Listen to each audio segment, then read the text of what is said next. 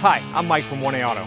We've been selling auto parts for over 30 years. We're dedicated to delivering quality auto parts, expert customer service, fast and free shipping, all backed by our 100% satisfaction guarantee. So visit us at 1aauto.com, your trusted source for quality auto parts. In this video, we're going to be working with our 2006 Chrysler 300. We're going to show you how to remove and replace your rear CV axle on a rear-wheel drive car. These are also known as half shafts. This process may be a little different on an all-wheel drive vehicle. If you like this video, please click subscribe. We have a ton more information on this and many other vehicles. And if you ever need parts for your car, you can follow the link down in the description over to 1aauto.com. Here are the items you'll need for this repair.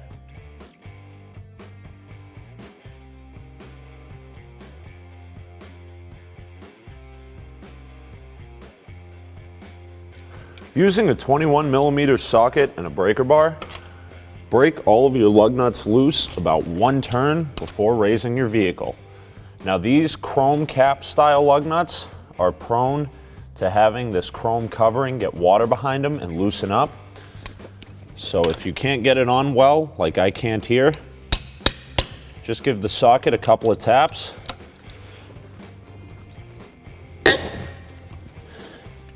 To make sure you get good contact when removing it.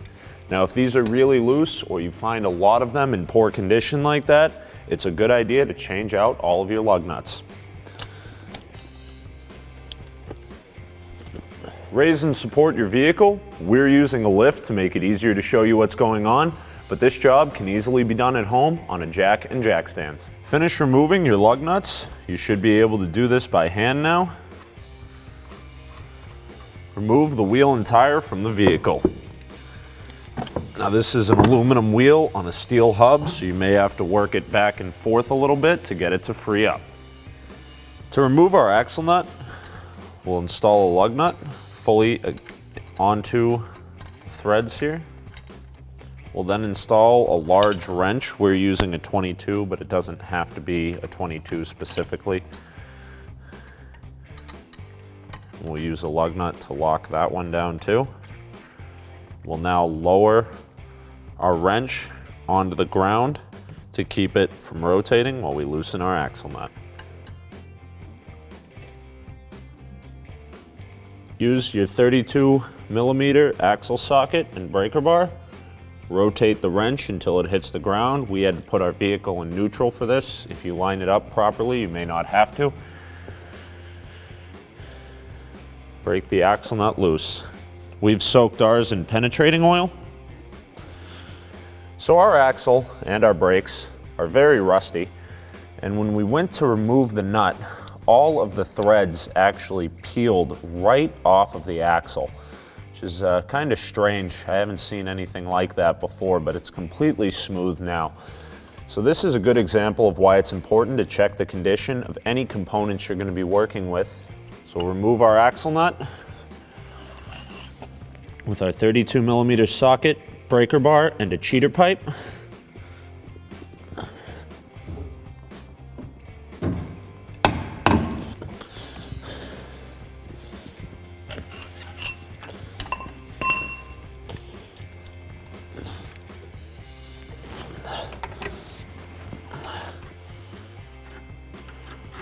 Remove the lug nuts and your wrench from the studs. Now the reason we're not going to reuse this axle is because normally when you unthread the nut, I would have to unthread it all the way to the end of the axle shaft before I could remove it. But now, as you can see, there are no threads left to retain this. The reason that that's dangerous is while we do still have some thread at the back where we would actually be torquing it, if these threads were compromised that badly, I don't trust the condition of these ones, and having an axle not be tight in the hub could damage our axle itself, the wheel bearing, or worse, could cause a massive failure where either the axle or wheel bearing breaks loose or binds, locking up this wheel. We're using a flat punch in the center of the axle here. Obviously there are no threads to damage, but if your axle's good, this is the proper way to do it without damaging the end of the threads. Place that into the divot in the center of the axle. And tap the splines free of the hub. Remove the two 15mm bolts securing the caliper to the bracket. We'll do this using a 15mm socket and ratchet. Now, in this case, our guide pin is rotating as well, so we'll grab a pair of pliers to hold that steady while we remove the bolt.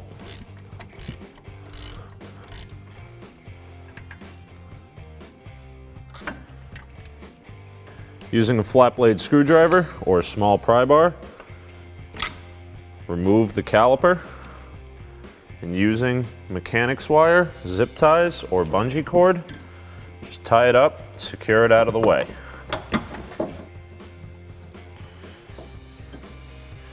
Using that same screwdriver, remove the brake pads.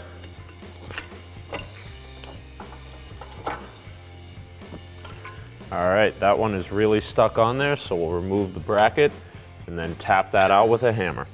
Using an 18mm socket and ratchet, remove the two bolts securing the caliper bracket to the spindle. Be sure to crack both of these loose before removing either one fully.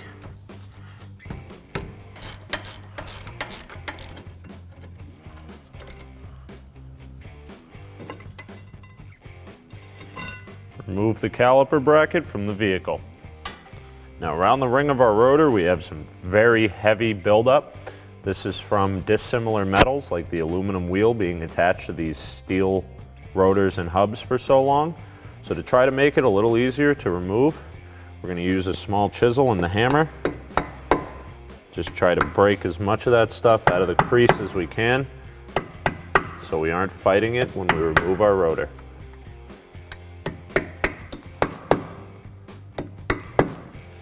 Now this rotor's no good, so I could just hit the face of the rotor, but to show you another way, if you were to be reusing this, you can tap in between the studs on the face of the rotor to free it up from the hub. You may have to hold the rotor and tap this side to help release it. Ours is stuck on the e-brake, so we're going to have to remove it the hard way.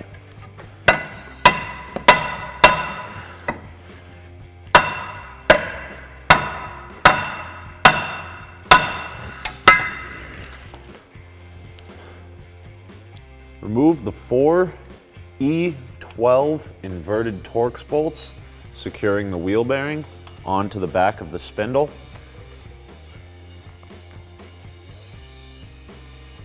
There are 2 on each side. They're opposite the other ones we just showed you there. And the socket you'll need for this is called an inverted Torx. It's kind of that odd reversed star pattern. This is almost like what a bolt you would remove with a Torx bit looks like. They're kind of obscure, but they are able to be found. This is an E12, that's how they designate the sizes on these. We'll remove those bolts with that socket, a ratchet, and extension. Now these can be very prone to stripping, so you want to make sure that you really get on there good.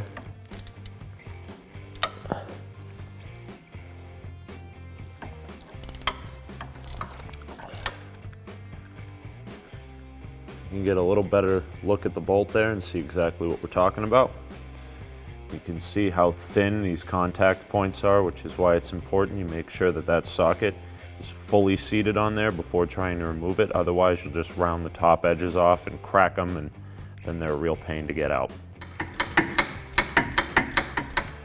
Now it may be helpful when you're trying to remove the bolt from the last couple of threads if you put your hand on the end of the CV axle right where those threads come through, where we removed our nut, and push back on the axle. These do have some plunge to them, so you can push it in, give yourself a little more room. Now you may have a better variety of extensions, but we're in kind of a weird place here, so you really just gotta work it little by little in between that control arm and the shock, because it's probably more work than it's worth to remove either of these components and give you more swing room where this is working well enough. Sometimes you just got to be patient with hardware like this.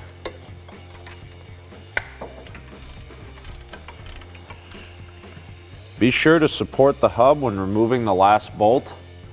Ours is pretty much falling right out. Now push against the end of the CV axle and carefully remove the hub because it is behind the backing plate as well as the emergency brake hardware. We'll remove that from the vehicle. And just be careful because this is hanging from the cable over on this side, but it does still have some movement to it. You don't want to risk breaking anything. Remove the 18mm bolt securing the upper control arm to the spindle. We'll do this using an 18mm socket, breaker bar, and a wrench to hold the bolt in place. Now once you get this broken loose, you may be able to switch over to a socket and ratchet.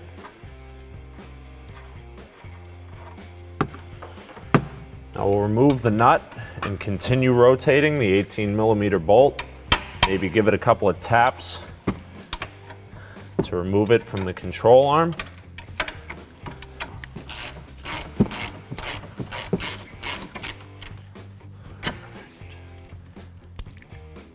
Removing the e-brake hardware and backing plate shouldn't be necessary for removing the CV axle. However, we're removing it to make it easier to show you what's going on. The 18mm bolt we're after has a nut over here on the outside of the control arm and the bolt going through the back of the hub. Again, we'll be using our 18mm socket and breaker bar as well as the wrench to hold the bolt in place while we loosen it. Once you get it cracked loose, you may be able to remove it the rest of the way with a socket and ratchet. Once we've got the nut off, if the bolt hasn't come out, we'll just use a socket and ratchet to help back it off.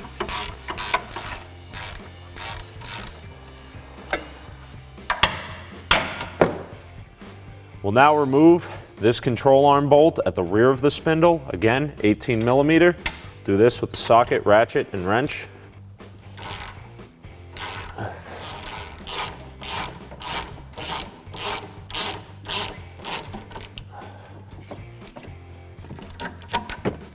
Remove the T30 Torx screw securing the e-brake cable into the back of the spindle.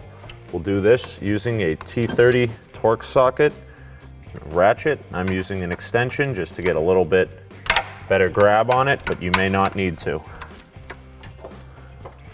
Once you've got that bolt out, the e-brake cable should be able to be bent and slid out of the back. You should now be able to move the hub and manipulate the CV axle to get it out of the opening where the bearing used to sit. You may want to move your brake caliper depending on where you've secured it to, just to get it a little farther out of the way. Place a catch pan underneath the CV axle, as sometimes these will leak when you disengage the axle from the seal. Make sure that your CV axle on this end is not anywhere where it's going to get stuck when we pry it forward. Place a striking pry bar, a large screwdriver or chisel against the flat edge of the CV axle and tap it until the circlip is released from the differential, at which point the axle should slide out smoothly and you can remove it from the vehicle.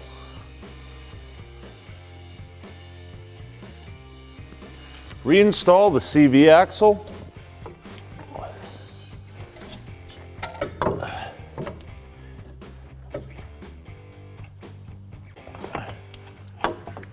When installing the other end into the differential, rotate it until you feel the splines engage, at which point you'll have to give it a good push or perhaps tap the end with a hammer. Make sure you put the axle nut on there flush with the end of the threads before doing so.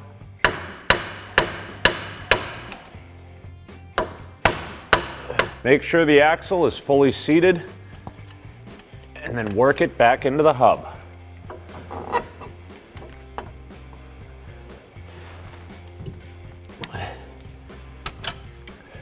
Reinstall your e-brake cable and the T30 Torx screw. So then tighten back down with our T30 Torx bit, socket and ratchet. You can now go back and align as many bolts and control arms as you can. Now, just because I'm doing this in this particular order doesn't mean that yours will have to go exactly the same way. I just kind of went for the first control arm that looked like it was close to a bolt hole, started lining it up.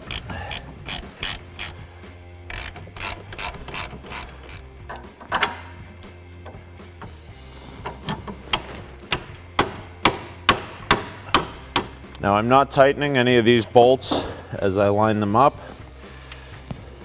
I'm just getting the nuts started so none of them pop out or move or tweak in some odd fashion while I'm trying to get everything put back together.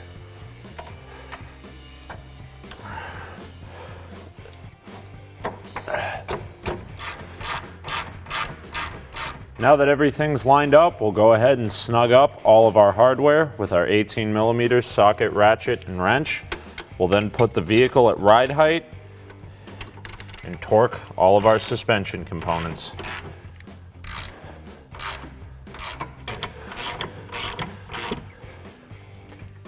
Using a floor jack if you're doing this on the ground, or a screw jack if you're doing it with your vehicle on a lift like we are here. Go ahead and put the vehicle's suspension at ride height.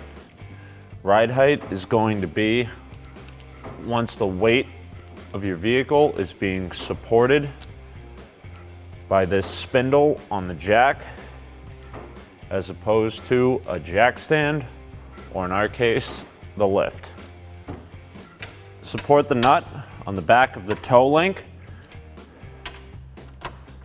and torque to 60 foot-pounds.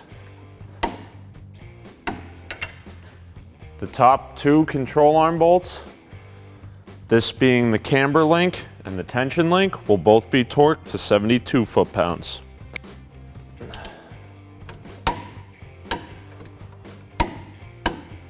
Lower the weight of your vehicle off of your floor jack or screw jack. An important thing not to miss is this little rubber insulator, which actually fell off of our old CV axle, which is why we didn't show it being removed. You want to make sure yours is in good condition. This one needs to be replaced. With your new one, you'll simply slide it over to where the hub is going to ride against the insulator.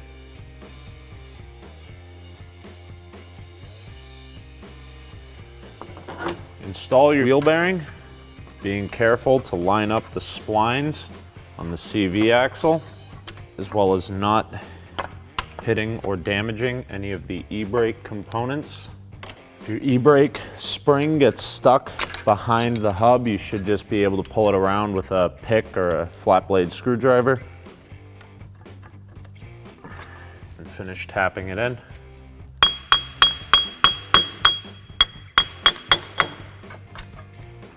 Now I like to start the bolts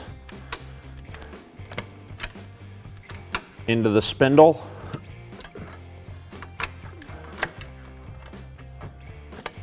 and get one or two of them started a couple of threads before tightening anything down, just to make sure that my hub is aligned properly. Finish tightening down the hardware with your E12 inverted Torx socket, a ratchet, and the extensions you need to get onto the head of the bolt.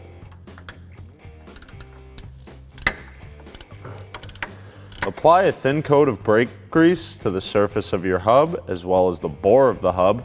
This will prevent the wheel from freezing onto the hub as well as the rotor. If you have an old axle nut lying around, place it over a wheel stud. Start one of your lug nuts, just tighten that down.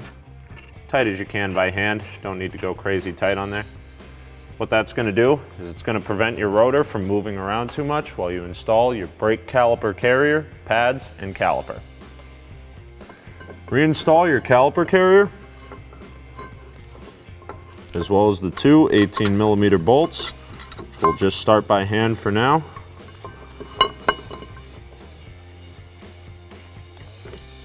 Then tighten down your hardware with an 18mm socket and ratchet. Torque the caliper carrier bolts to 88 foot-pounds.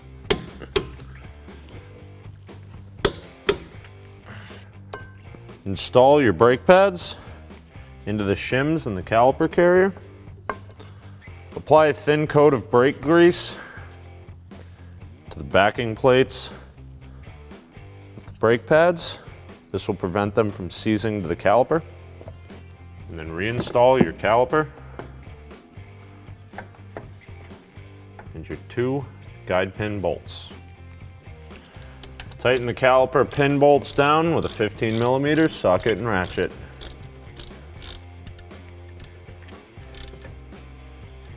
Torque the caliper pin bolts to 23 foot-pounds.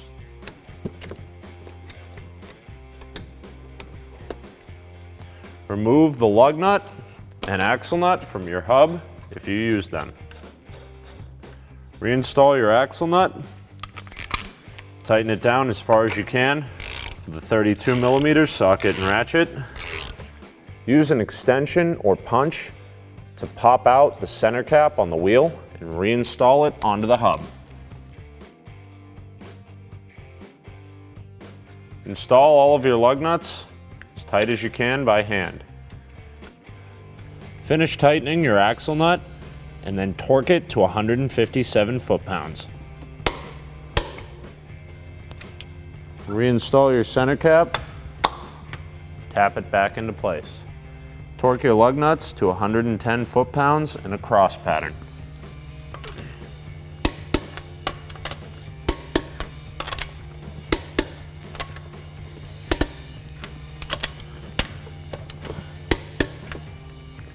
Thanks for watching. Visit us at oneauto.com for quality auto parts, fast and free shipping, and the best customer service in the industry.